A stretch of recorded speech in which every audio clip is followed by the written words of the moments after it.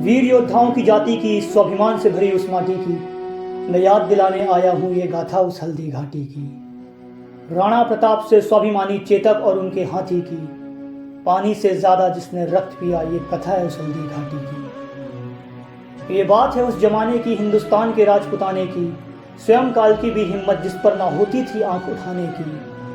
क्योंकि हर राणा के खून में प्यास थी मर मिट जाने की, इतिहास में जो अमर हुआ उस मेवाड़ के राज घराने की।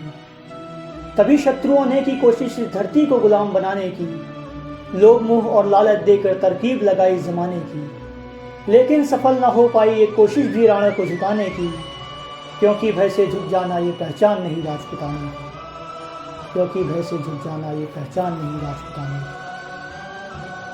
और फिर अचानक करके हमला कोशिश की खुद को आजमाने की, मेवाड़ की पावन भूमि पर मुगलिया परचम लहराने की।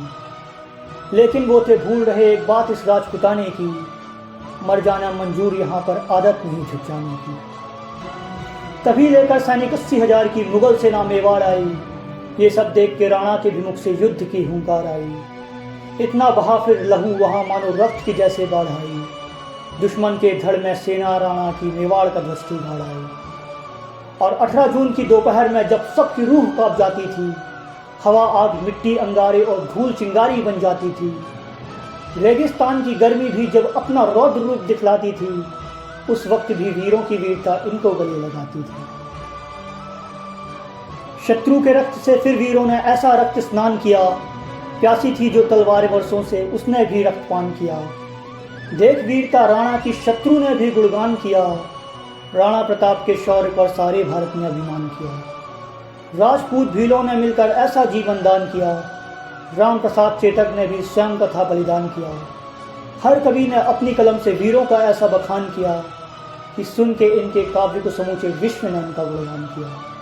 कि सुन के इनके काव्य को समूचे विश्व ने इनका गुणगान किया। देख स्वयं का हाल बुरा मुगलों को ये एहसास हुआ, न सोचा था ऐसा होगा जैसा हाँ उनके साथ हुआ। खुशी खुशी मातृभूमि के लिए सारे वीर मर जाते थे, लेकर हाथों में तलवार सिर्फ तोपों से भी भिड़ जाते थे।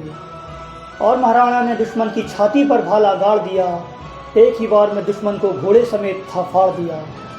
देख के सब मुगलों के मन में ऐसा खौफ समाया था, क्योंकि पठानों को राणा ने कुछ ऐसा पाठ पढ़ाया था। और इस युद्ध में हल्दी घाटी का कुछ ऐसा अंजाम हुआ, कलयुग के कुरुक्षेत्र के रूप में हर जगह इसका नाम हुआ। ढूंढने जाओ तो आज भी कितने हथियार यहाँ मिल जाते हैं, क्योंकि यहाँ के कंकड़ पत्थर भी राणा के गुण गाते हैं। फिर कभी मुगलों के हाथ ना आ सकी मेवाड़ी माटी, फिर कभी मुगलों के हाथ ना आ सकी मेवाड़ी माटी। और इस तरह इतिहास में अमर हो गई हल्दी घाटी। और इस तरह इतिहास में अमर हो गई हल्दी घाटी।